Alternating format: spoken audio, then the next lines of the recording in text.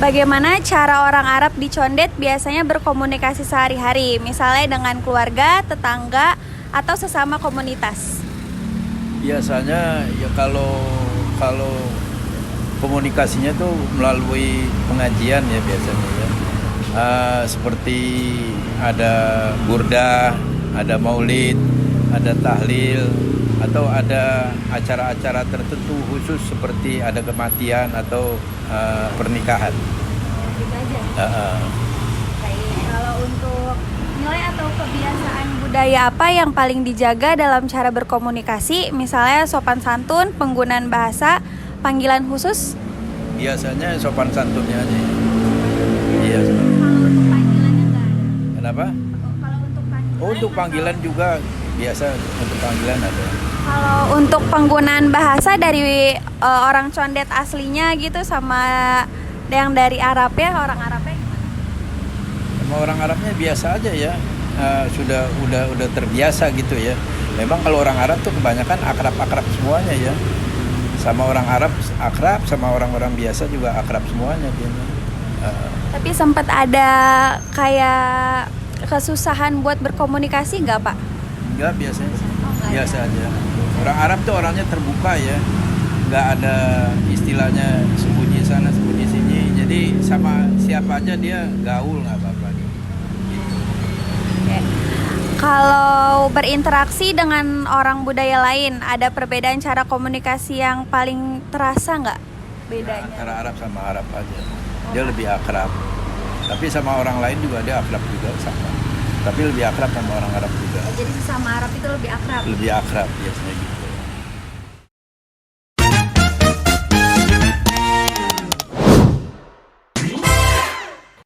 Assalamualaikum, Pak. Waalaikumsalam warahmatullahi wabarakatuh. Saya di sini ingin interview Bapak ya tentang khususnya nih antar budaya, tentang budaya kultur dan keturunan Arab nih di Condet nih. Oke, Bapak sebelumnya namanya siapa? saya namanya Ahmad Riza. Ahmad Riza. Assalamualaikum Pak Ahmad. Waalaikumsalam warahmatullahi wabarakatuh. Saya langsung mulai aja nih pertanyaannya ya. Oke, siap. Oke. Yang pertama, bagaimana cara orang Arab, khususnya keturunan Arab di Condet biasanya berkomunikasi sehari-hari? Misal dengan teman, keluarga, tetangga, atau sama komunitas. Komunikasi yang seperti apa yang saudara maksud? Komunikasi yang saya maksud seperti tadi sehari-hari, misalnya Dalam keseharian. dalam keseharian. Komunikasi dalam keseharian orang Arab khususnya itu identik dengan budaya Betawi. Karena kebanyakan Arab itu berkecimpung di dunia Betawi. Yang Betawi. Dari segi bahasa mereka banyak menggunakan kata-kata yang berakhiran e. Contohnya kenapa, di mana, siapa, dan seterusnya.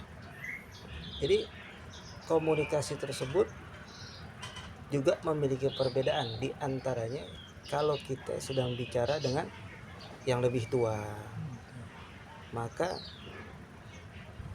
Arab itu identik dengan ane dan ente. Tapi kalau kita berbicara dengan orang yang lebih tua dari kita, maka kata ente itu diganti dengan antum. Antum.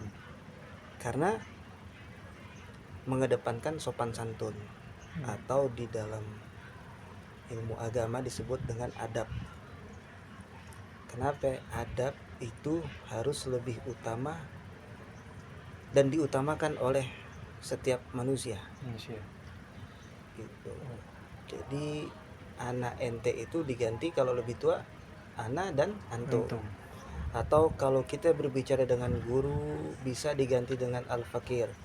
Anak itu bisa diganti dengan al-fakir. Kenapa? Al-fakir itu menjadi simbol kefakiran ilmu seseorang di hadapan sang guru. Kurang lebih seperti itu, saudara Farhan. Terima kasih atas jawaban pertama. Saya ada beberapa pertanyaan lagi. Apakah berkenan menjawabnya? Siap, insya Allah. Yang kedua ya Pak, nilai atau kebiasaan budaya apa yang paling dijaga dalam cara berkomunikasi? Misalnya apakah harus penggunaan bahasanya beda atau panggilan khusus, adakah? Oh iya tentu, budaya Arab itu mengedepankan adab dan sopan santun. Setinggi apapun ilmu seseorang itu harus tetap menggunakan adab. Dalam Islam itu diterangkan al-adab fauqal ilmu. Adab itu lebih utama daripada berilmu. Jadi kalau kita berbicara kepada yang lebih tua, wajib mengedepankan adab. Yaitu tadi yang bisa dibilang ana dan antum. Begitu. Oke. Kalau berinteraksi dengan orang dari budaya lain, apakah caranya beda atau sama aja? Cara berkomunikasi dengan orang yang budayanya berbeda dengan orang Arab, Iya, seperti itu. seperti itu. Jadi cara komunikasi orang Arab itu harus menyesuaikan, beradaptasi dengan budaya lain.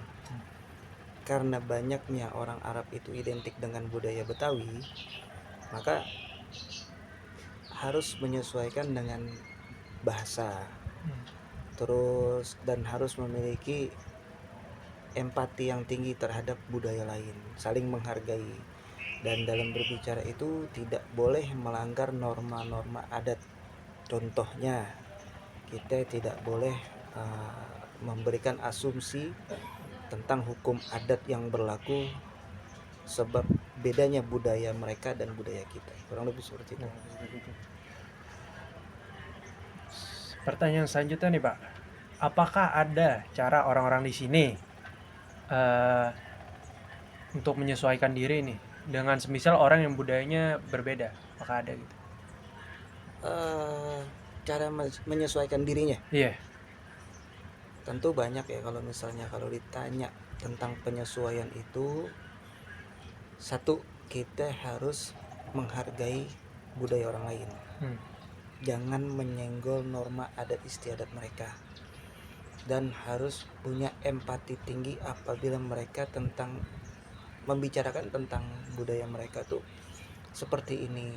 Dan jangan membuat asumsi dengan pemikiran kita sendiri kalau budaya mereka itu bisa dibilang, ada yang bilang sesat, ada yang bilang nggak boleh, ada yang bilang haram. Jangan membuat asumsi sendiri atas budaya orang lain.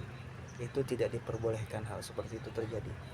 Coba rasakan kita menjadi dirinya pada saat dia menceritakan tentang budaya tersebut kepada kita. Seperti itu. Saya juga ada pertanyaan nih, tapi mengenai kayak percampuran gitu, khususnya ini pernikahan. Ya.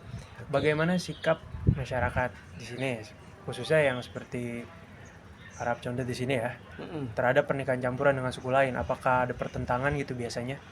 Kalau Arab itu kan identik dengan silsilah atau keturunan, gitu. Baik mereka yang bergelar Ba'alawi ataupun yang non Ba'alawi atau Arab biasa, gitu. Dalam sejarah pun sebetulnya Arab itu pertama kali disebut PAI, Persatuan Arab Indonesia. Sejarah awalnya itu sebelum dipisahkannya antara Sayyid atau Ba'alawi dan non Ba'alawi. Pun mereka dalam kedua itu menjaga silsilahnya masing-masing.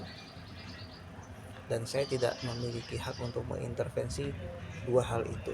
Tapi yang saya tahu atas budaya-budaya atau tradisi tersebut itu, mereka yang pria itu bisa menikahi gadis atau wanita dari suku lain, selama satu, mereka itu muslim, kedua, mereka itu ibadah dengan sebagaimana mestinya, karena Arab itu identik dengan muslim gitu. Jadi si pria Arab ini bebas menikah dengan perempuan dari budaya mana saja. Kenapa? Karena silsilah itu bergantung kepada nasab, itu bergantung kepada ayah, bukan kepada Ibu. ibu.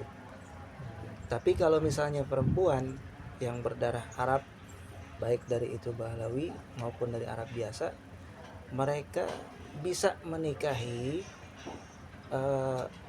pria dari budaya yang lain, tapi dengan satu catatan, untuk menjaga keutuhan silsilah yang mereka secara garis turun temurun, mereka harus menjaga silsilah tersebut agar silsilah itu tidak terputus. Silakan menikah dengan pria dari Gorontalo kah, dari manakah, asal satu, mereka pun Arab yang sama.